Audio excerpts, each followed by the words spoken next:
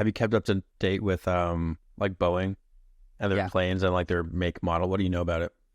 Yeah, well, I mean, I think you're probably more dialed in, but I mean, I see the stories of the doors getting blown off all the time. What's your opinion? What's your opinion of the whistleblower? Did the whistleblower kill himself?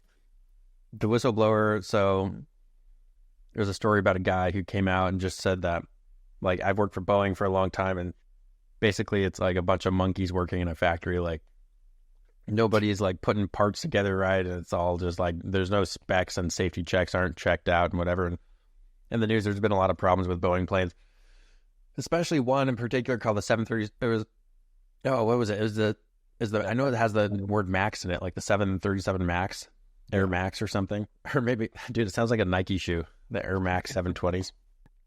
Anyways, this plane had like there's only 100 of them, but like 4 of them crashed in like a year, and it had something to do with like the software in it. They were like literally like like the nose would point down and literally just crash these planes. So whenever I flew, I always looked to see like what airplane, and if it was a Max, I would literally rebook the tickets because it just didn't seem like worth it. And so anyways, this guy comes out, he's like, Boeing is sucking, they suck, their planes aren't safe, I would never fly in one myself. And then there's video of like all the people that build the planes, like, I would never fly on this either and stuff. Anyways, this guy ends up dead. What, like in this car or something? Yeah, so it's crazy because this testimony has been going on for a long time. He's a whistleblower. There's this big case. He goes to the courthouse, gives a testimony. And he was supposed to drive home that night. Boeing lawyers requested that he stay and give an extended testimony the next day. He drives to his own hotel, and on the way to his hotel, apparently he shoots himself in the head in his truck, and it still has his finger on the trigger of the gun. That's crazy, right? I'm not saying that like, I don't know if someone shot themselves. I'm not sure what the finger on the trigger of the gun is, but that's just like that's how it ended. They found him on the way to his hotel. Right. I feel like it's always in movies where they like set up the murder, they kill the guy, then they put the gun in his hand. It seems a little bit like unrealistic. Feels like you drop the gun. Yeah, like your grip releases and as the gun falls, like. Right. Like, you ever shot a gun? If you weren't gripping the gun after you shot it, you'd probably drop it. Yeah, most definitely. There's no way. Anyway, yeah, this makes me feel squirmish about flying with Boeing, right? It's like, did they just kill a guy?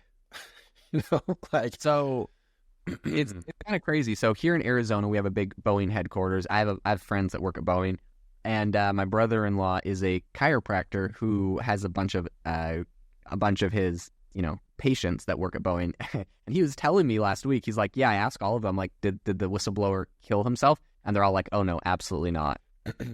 This is the Boeing employees that are saying this. They're saying that he did not kill himself? Yeah, they're saying, no, he didn't kill himself. Yeah, well, that's weird to work for a company that would like hire hitmen. Yeah, that's really weird working for a company that would hire hitmen. So here's the thing, though, that I think about this. A lot of people put this in a perspective of like consumer airplanes, and it's like, oh, Boeing pretty much has a monopoly. Technically, it's a duopoly with Airbus, and maybe there's a couple other. There's like Bombardier. There's a few other air manufacturers, but really Boeing's like the big one. So like people think about like, oh, they don't want to lose their monopoly. It's not just about that. It's about their whole brand name, because what not everyone knows is that Boeing is actually one of the largest defense contractors. Boeing isn't like we make airplanes. Boeing makes like billions of dollars of equipment for the U.S. military. So if their name got tarnished so bad where it's like they're not taking care of business, it's not just like their airplanes that are there's a lot at stake. And also, I don't know why, maybe it's just me, but I feel like anyone that works in the defense industry is just like freaking corrupt to the moon, because also the defense industry is very they start wars, they're overfunded, they get kickbacks, there's government contracts from other countries where money's laundered, like Ukraine. Yeah, you make money when there's global conflict and death. So that's what grows your bottom line. Like, so I don't know if this guy had like such Ukraine war, best thing that ever happened for Boeing stock. Oh, I bet. And I don't know if this guy had anything like that damning to say about Boeing. It just setting the precedent, like, oh, by the way, if you decide to be a whistleblower for Boeing, there's a chance you end up dead.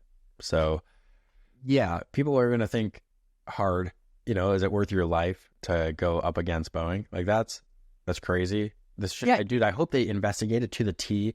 I hope like a branch of government decides to be like not corrupt and and go after them and figure it out. And So I don't know if you heard this, but the Boeing CEO announced that he's stepping down at the end of the year as well. okay, Which, if he just said, I'm stepping out tomorrow, would be like major red flags. But even like, okay, I'm leaving at the end of the year is kind of like, I think it takes a while to replace a CEO at that level. And he's got security clearances and all sorts of crazy stuff. But like, I don't know, him leaving now is not a good sign for the company. That's interesting. Huh. So, Well, there's that. yeah. So Boeing is not in a hot place. I'd be curious to see if this, like, in my opinion, I think it's really suspicious that this is good for their positive public image or PR. That now, whether it's true or not, there's a massive conspiracy theory of which I'm like half convinced that Boeing, it just hires hitmen to go kill people that speak out against them. So there's got to be a huge chunk of the population that thinks that, and how is that, how's that going to be good for their public image? Like, how is that like better than whatever the whistleblower is saying, whatever he said, and them being like, okay, we're going to fix it. Right. Yeah. It makes you want to look into like what they're actually talking about. But we're all going to still go fly on Boeing planes. What choices do we have? It's crazy. Yeah, not much you can do about it. All right, if you enjoyed the episode today, we would super appreciate it if you leave us a review on Apple or Spotify or wherever you get your podcast. We appreciate you being a listener, and we hope that you all have an amazing rest of your day.